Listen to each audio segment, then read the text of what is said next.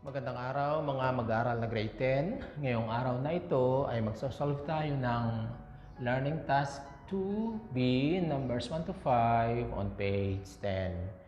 At ito ay yung ating arithmetic sequence. This is finding the nth term. So, paano natin makukuha itong 15th term, 25th term, and then yung 18th term? Ayun yung ating formula. A sub n is equal to A sub 1 plus n minus 1 bracket and then times the difference. Itong A to the n, yun yung last term. So dito, ang last term natin ay yung ika-15. Ano naman yung A sub 1? Yun yung kaunahang term. First term. Kaya 1 siya. Dito, n, wala na. Hindi natin alam kung anong hinihingi. Yung n ay kung ilan number yon, ilang terms. At yung d ay difference, yun ay subtraction. Mag-subtract tayo rito kung ano yung d. So, ito yung ating A to the first. Itong ika-15th term na hindi natin alam, yun ang ating A to the 15, hindi natin alam. At itong 15 na ito, ibig sabihin meron tayong 15 terms, yun yung ating n. At ano naman yung d? Yung d ay yung difference ng 4, 2 at saka ng 6, 4. So, lagay muna natin ang given. And so, ang given natin dito, sulat natin lahat yun. A sub 1, meron tayong n, at meron tayong d.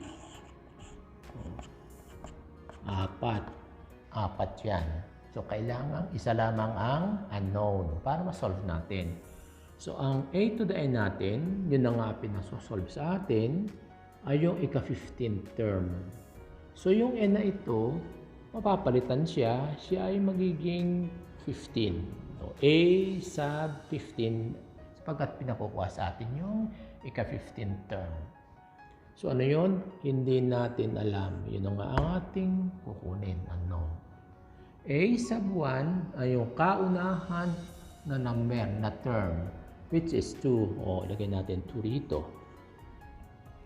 Number of terms, ilang terms meron ba tayo sa sequence natin? Na yun, 15. So, meron tayong 15 dito sa n. At yung difference, makukuha natin, ima-minus natin ito. Ito. Dapat pareha sila.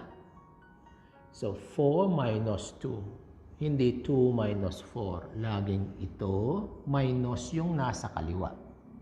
So, 4 minus 2 ay 2. 6 minus 4 ay 2. Kung pare-parehas or constant ang difference nila, kung may kaapat pa rito, siya ay sequence. Kung magkakaiba, hindi na siya sequence. Maaaring compound sequence siya. Pero hindi siya simple sequence na. So, ang difference na dito ay yung pinag-minus natin doon, which is 2. So, dito, ilan ang unknown natin? Isa lang. So, masosolve natin itong unknown na a to the 15. No? I mean, yung a sub 15. So, dito, gamitin natin yung formula. We have a 15 na ilalagay natin sapagkat alam natin kung ano nang kukunin natin. Hindi na n is equal to yung a sub 1. So, kita natin a sub 1 natin dito is 2. Tapos plus. Tapos sa loob ng bracket ito. N. Ang n natin ay 15 minus 1 lagi times yung ating 2. Kahit huwag na rin yung lagyan ng symbol ng x. Marunong naman kayo ng algebra, grade 10 na kayo. So, gano'n na lang. So, PEMDAS. So, 2 plus, ito munang nasa parenthesis, 15 minus 1 is 14 times 2. O, wag muna kayo mag-plus. Doon muna tayo sa times, sa multiplication. So, 2 ulit plus 14 times 2 is 28. And last, addin na natin siya. So, ang A sub 15 term is 2 plus 28 is equal to 30. So, ito yung ating ika-15th term ng sequence na ito. Okay, number 2. So, dito, kunin muna natin ang difference. Okay, ito. Minus. So, 16 minus 13 is 3. 19 minus 16 ay 3 pa din. 22 minus 19 is 3. Pare-parehas, constant, meaning siya ay sequence. So, kukunin natin ang 25th term. Unahin natin ulit, list natin A to the 25 ito. Ano daw yun? Hindi natin alam. So, lagyan ng question mark. Tapos yung A to the, A sub 1, which is 13. Tapos number of terms ay 25. Here. Tapos ang difference ay yung sinubtract natin dito na 3. Ilan ang given? 4, isang unknown. Masosolve natin yung A sub 25 o the 25th term. So, lagyan na natin sa formula. We have A sub 25 o the 25th term is equal to A sub 1. Kikita doon, you know, follow the formula. A sub 1 ay 13 plus bracket o parenthesis. So, n. Hanap ang n. Ayan, 25. Laging minus 1 siya. Tapos, ita-times natin ng 3 ng D. Ayun yung D doon. So, ito is 13 plus minus muna tayo. 25 minus 1 is 24 times 3. And then, we have 13 plus 24 times 3 is 72. Okay. And then, addin na natin. At yun ang ating ika-25th term. So, we have 85. So, yung ika-25th term nitong sequence na ito ay 85. Okay, number 3. Number 3, ayan, kunin natin ang difference nila. Yun din muna. So, ayan, katulad nito. Huwag niyong iso-subtract yung nasa kanan sa kaliwa. Lagi ang sinosubtract ay yung nasa kaliwa, buhat sa kanan. So, ito ay 88 minus 99. So, pag ginamitan natin calculator, magiging answer natin negative 11. And then, 77 minus 88 ay negative 11 din. 66 minus 77 ay negative 11. Hindi 99 minus 88 is positive 11. No, mali na yun. So, ito yung ating D. So, isulat mo natin ang ating given. A, ano bang hinahanap? Yung 18th term. So, A sub 18 siya ay unknown. Ang A sub 1, yung kaunahang term, ay yun, 99. So, we have 99. Ang number of terms, ay kita na natin dito 18. So, siya ay 18. At yung D natin ay negative 11. And then complete, 4. May isang unknown. Gamitin natin ng formula. So, we have A to the 18th. And this one is A sub 18. Oh, the 18th term. Yung ating last term. A sub 1 is 99. Plus, ang N natin is 18. And then minus 1 times, ilalagay natin sa bracket sapagkat siya ay negative 11. Negative 11. Kasi kapag walang bracket o parenthesis dito, magiging minus 11 siya. Hindi na siya times. So, lalagay nyo lang dito ng parenthesis. So, 99 pa din siya. Plus, ito, 17. 18 minus 1. So, 17 times yung negative 11.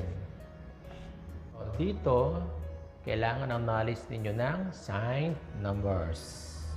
Pag multiply natin ito, positive times negative, magiging negative sila. Itinimes natin dun sa positive na ito, yung negative times positive, unlike signs and multiplication, magiging negative siya. So, ito, 99, yung negative, i-multiply mo ito, at saka ito, at saka ito, iisang negative, negative times positive, negative times positive is negative. So, siya ay naging negative. So, 17 times 11 is 187. So, 18th term natin dito is negative kasi mas malaki si 187 kay 99. I-add natin siya. So, you have negative 88. At ito yung ating ika-18th term. Negative siya. For class, we have 1/8, 1/4, 3/8, and 1/2. Okay. Solvein muna natin ang difference. So, anong i-minus natin? Ito, at ito. So, ito ay 1/4 minus 1/8. So, dapat marunong kayo ng addition and subtraction of fraction. So, dito muna tayo sa 1/4. We have here 1/4. Ito minus itong 1/8. Okay. Ngayon, magkaiba ang denominator. Anong gagawin natin? Kukunin natin ng LCD, the lowest or the least common denominator. At dito sa 4 and 8, itong 8 ang ating LCD. Okay? So, 8 divided by 4 ay 2. 2 times 1 sa itaas is 2. Minus, ilagay yung minus dito. Okay, ito naman. 8 divided by 8 ay 1 times 1 sa itaas ay 1. O dito, pupupyahin natin yung 8. Tapos, magmaminus na tayo ng numerator. 2 minus 1 is 1/8. So, ang difference natin, ito na ang pinakandi natin. So, ang din natin is 1/8. Okay, try naman natin itong 1/4 and 3/8. Baka hindi siya 1/8. Kung hindi 1/8, hindi sa sequence. Okay, ito muna. So, you have 3/8 minus ulit. At ito naman ang ima-minus natin. 1/4. Kung hindi pwede mag-minus ng 3 and 1 sapagkat magkaiba ang denominators dito, kukunin natin ng LCD and 8/4 ang least common denominator natin is 8. So, 8, divide natin sa 8, 1, i-times natin sa 3 ay 3. Minus, kopyahin yung minus, 8 divided by 4 ay 2. Ita-times natin sa numerator na 1 is 2. Pwede na tayo mag-subtract ng itaas. 3 minus 2 ay 1 at kopyahin. Okay, check. O, paano naman yung 1/2 and 3/8? Pakita na rin natin dito. So, dito is 1/2 minus 3/8.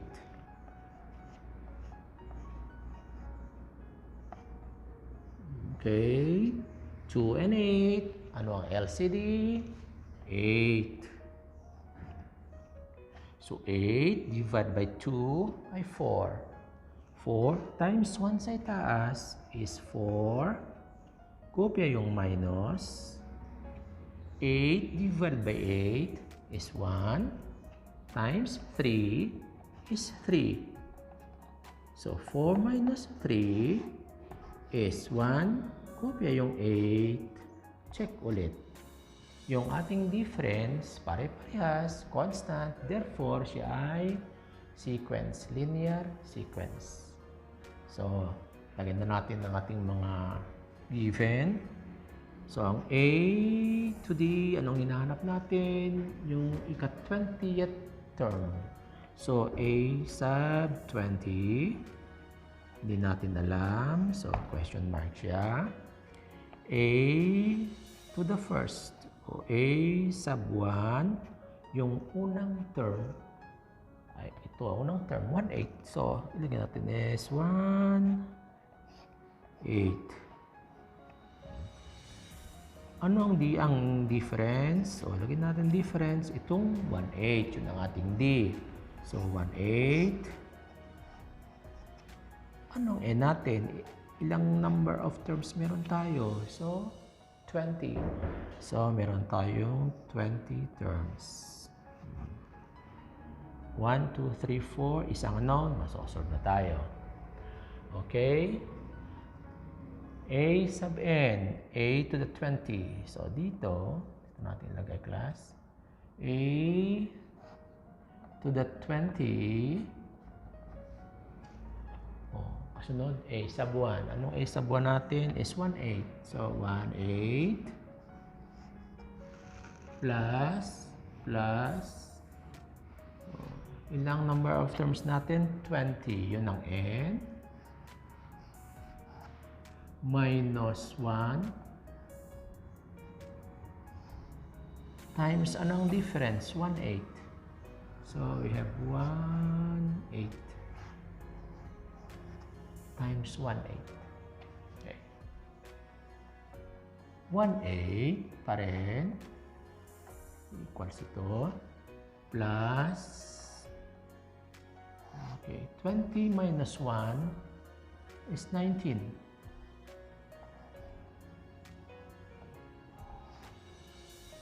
Times yung 1/8.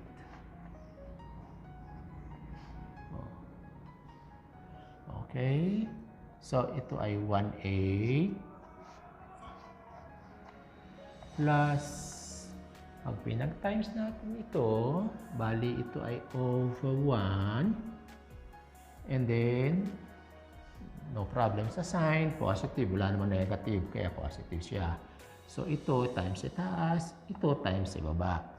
So, 19 times 1 ay 19. 1 times 8 ay 8. Yan. 1/8 ito. 19/8 ito. Parehas ang denominator nila. Hindi na tayo mag-LCD. So, ang common denominator nila rito ay yung 8. So, dito, common denominator is 8. Din natin na lang yung numerator nito at saka yun. 1 plus 19 is 20 over 8. So, kapag dinivide natin yan by 4, lowest term natin siya by 4. Divide ng 4 yung itaas, divide ng 4 yung baba. At yung ating A, or the 20th term, is 20 divided by 4 is 5. And 8 divided by 4 is 2. So, yung 20th term niya is 5 over 2. Okay, number 5. Here, lagyan natin ng line, hindi kayo malito. Kunin natin ang difference. Ito, at ito. So, ito ay 87 minus 99. Hindi 99 minus 87. Okay? So, 87 minus 99, negative 12. 87, 12, 99 yan. Negative 12. Hindi positive 12. Hindi 99 minus 87. Ito, minus yun sa left. So, 75 minus 87, 12 siya. And then, 63 minus 75 is negative 12 pa din siya. So, ito yung ating difference. So, dito, lagyan na natin A to D. Ano bang kinukuha natin na last term? Ika-12. So, ilagay natin A sub 12 is equal to, wala, hindi natin alam. So, ano ang first term? A sub 1. Ayun, 99. So, 99. Ilang terms meron tayo? Yung N. 12. Okay. Ang D natin, ayun ang D natin. So, we have A to the 12, or A sub 12. The 12th term is, A sub 1. Anong A sub 1 natin? 99 plus, ayun, laging sundan ito. Isulat muna niyo yung formula, tapos doon ang susundan ninyo. N ay 12. Laging minus 1 siya, times yung difference. Ayan. Ingat, negative 12 ito. Ilagay sa parenthesis, negative 12. Okay. Kung wala namang negative, kahit wala nang parenthesis dito. May negative, so kailangan naka-parenthesis siya. So, ito ay 99